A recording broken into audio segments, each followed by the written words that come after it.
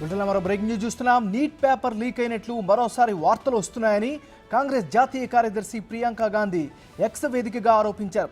దేశంలోని 24 లక్షల మంది యువత భవిష్యత్తు మళ్లీ ప్రమాదంలో పడిందని ధ్వజమెత్తారు. గత 10 ఏళ్లుగా కోట్లాది మంది ఆశావాహ యువత ఆశలపై నీళ్లు జల్లే పేపర్ లీకేజీ ట్రెండ్ ఆగే సూచనలు కనిపించడం లేదని ఆవేదన వ్యక్తం చేశారు. యువతను ఆకర్షించేందుకు పార్లమెంట్లో పేపర్ లీకేజీకి వ్యతిరేకంగా చట్టం తెచ్చారని, ఇప్పుడు ఆ చట్టం ఎక్కడుంది, అది వర్తించదా అని ప్రశ్నించారు.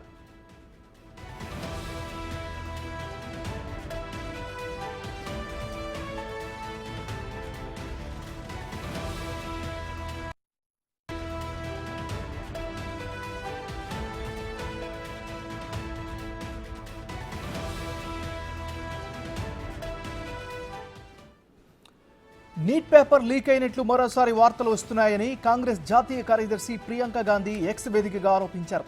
దేశంలోని 24 లక్షల మంది యువత భవిష్యత్తు మళ్లీ ప్రమాదంలో పడిందని ధ్వజమెత్తారు. గత 10 ఏళ్లుగా కోట్లాది మంది ఆశావాహ యువత ఆశలపై నీళ్లు చల్లే పేపర్ లీకేజీ ట్రెండ్ ఆగే సూచనలు కనిపించడం లేదని ఆవేదన వ్యక్తం చేశారు. యువతను ఆకర్షించేందుకు పార్లమెంటులో పేపర్ లీకేజీకి వ్యతిరేకంగా చట్టం తెచ్చారని, ఇప్పుడు ఆ చట్టం ఎక్కడుంది, అది వర్తించదా అని ప్రశ్నించారు.